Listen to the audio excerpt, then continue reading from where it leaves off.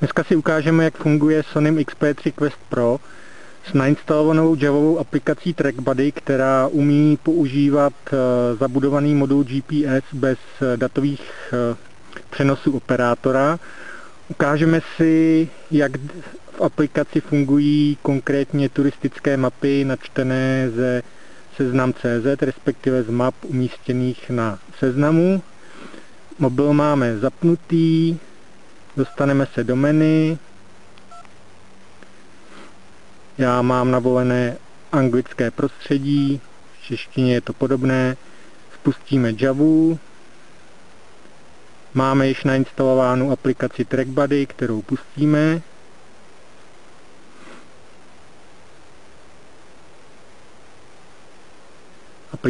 Aplikace se načítá. Načítá se i výchozí mapa, kterou jsem si předtím zvolil. V tomto případě jde o turistickou mapu staženou ze seznamu pro konkrétní oblast, kde nyní jsme. Nyní vidíme výchozí obrazovku, která nám ukazuje mapu, jakési místo. Vpravo nahoře vidíme červené kolečko, které znamená, že nepřijímáme žádná data z družic. Ovládání jednoduché, tímto pravým tlačítkem vedle joysticku se dostaneme do hlavního menu, případně zpátky. Mřížkou dole můžeme přepínat mezi jednotlivými obrazovkami TrackBuddy, což je kompas, uživatelský interface, pokud ho máme nahraný, a opět zpátky mapy a tak dokola. My si teď zapneme GPS-ku, potvrdíme Start GPS. Nechceme nyní zaznamenávat trasu, samozřejmě TrackBuddy umí zaznamenávat trasu, my nyní nechceme.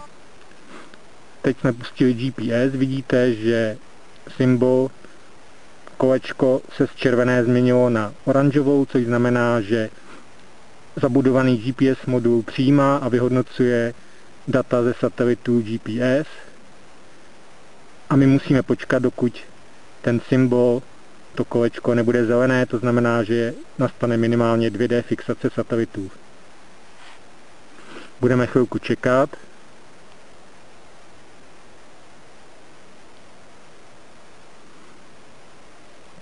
Mezitím si můžeme ukázat, joystickem můžeme libovolně pohybovat po mapě, nahoru, dolů, doprava, doleva.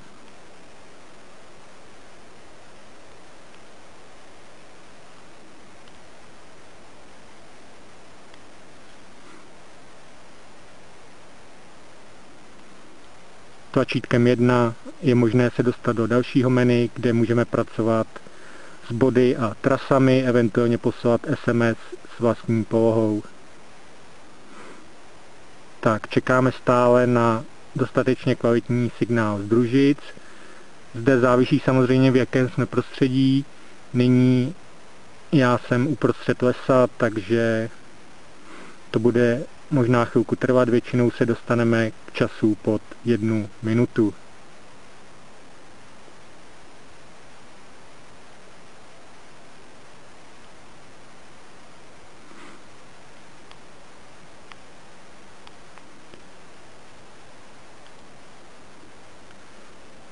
Jinak v menu je samozřejmě možné zastavit příjem GPS, je možné načíst libovolnou další mapu, kterou máme uloženou, nebo atlas, což je soubor více map nebo vrstev. Je možné provádět různá nastavení, zjišťovat informace o aktuálním prostředí a tak dále. Když se podíváme do nastavení a do ne navigace, ale do polohy, tak vidíme, že máme navolen interní GPS přijímač, protože TrackBuddy umí spolupracovat i s GPS modulem přes Bluetooth rozhraní a je vidět zde, že máme vypnutou funkci Assisted GPS, čili datové přenosy operátora. Podíváme se zpátky, jestli už nemáme dostatečný signál z družic a je vidět, že ještě nemáme, budeme muset chvilku čekat. Pokud jsme pod širým nebem, tak jak jsem řekl, dojde k fixaci většinou do 1 minuty. Tak, signál nám z družice už naskočil, je vidět, že zelené kolečko je zelené. Vidíme nahoře i platné souřadnice, vidíme i rychlost pohybu a nadmořskou výšku. Ta by měla odpovídat té, která je na mapě, protože jsme na vrcholové kotě 611, Sosnový vrch. A vidíte, že výška se trochu liší, protože to chvilku trvá, než se zpřesní. Samozřejmě i přesnost není úplně přesná na metry. Když se přepneme do režimu kompasu, vidíme, jak vypadá obrazovka v režimu kompasu.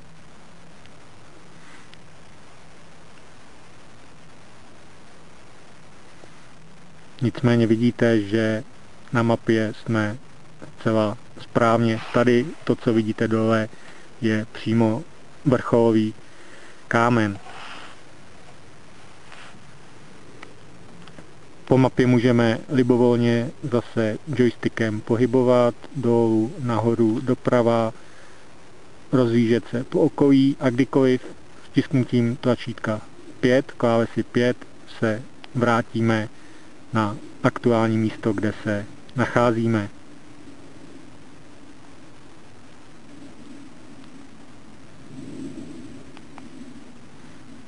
Navigaci můžu nyní vypnout. Vidíte opět kolečko zčervenalo, nepřijímám žádný signál z družice. Nyní můžu opět zapnout a pro zajímavost nechat logovat trasu do formátu GPX, což se nastaví v menu nastavení.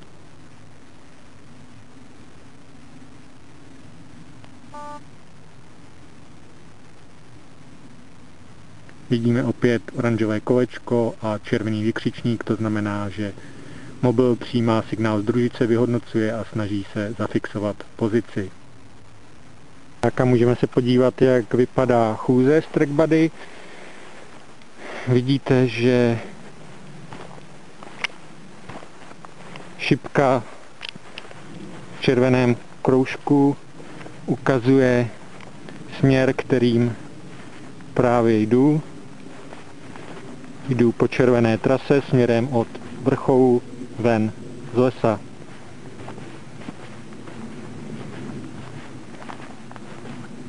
Cestička se různě klikatí a šipka reaguje docela citlivě.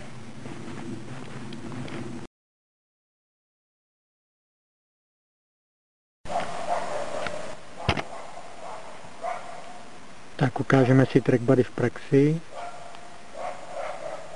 Zapínáme mobil.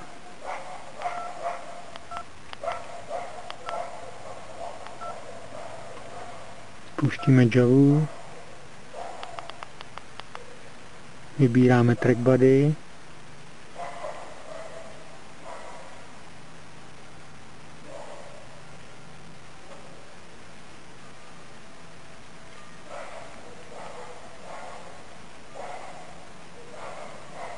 TrackBuddy načítá mapu.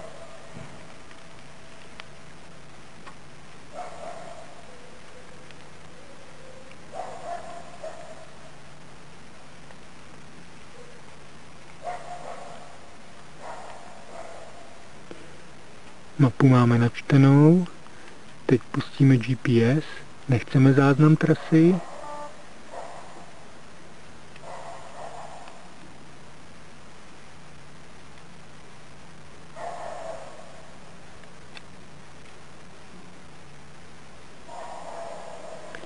GPS nyní vyhledává družice, což poznáme podle oranžového bodu v pravém horním rohu.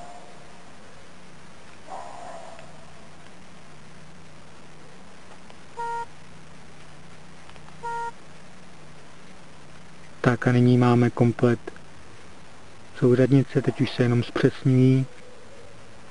Vidíme, že v pravém horním rohu symbol je zelený, to znamená, že je minimálně 2D fixace družic.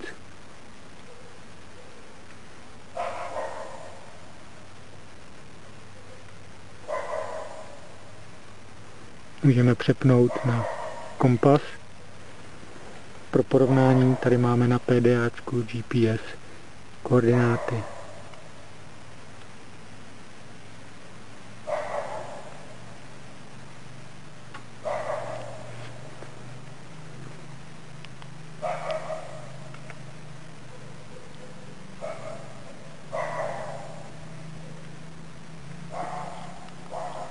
Stopneme GPSku a ukončíme aplikaci.